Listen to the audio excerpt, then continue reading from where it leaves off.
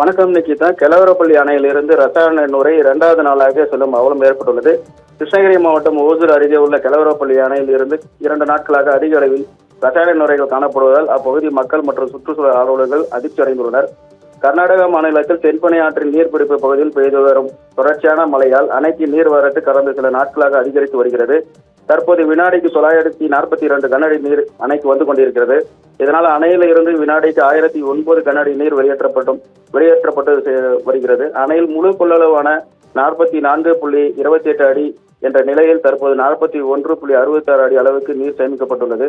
நீர் வெளியேற்றம் அதிகரித்திருந்தாலும் அணையில் ரசாயன நுரைகள் பெருமளவில் உருவாகியுள்ளன.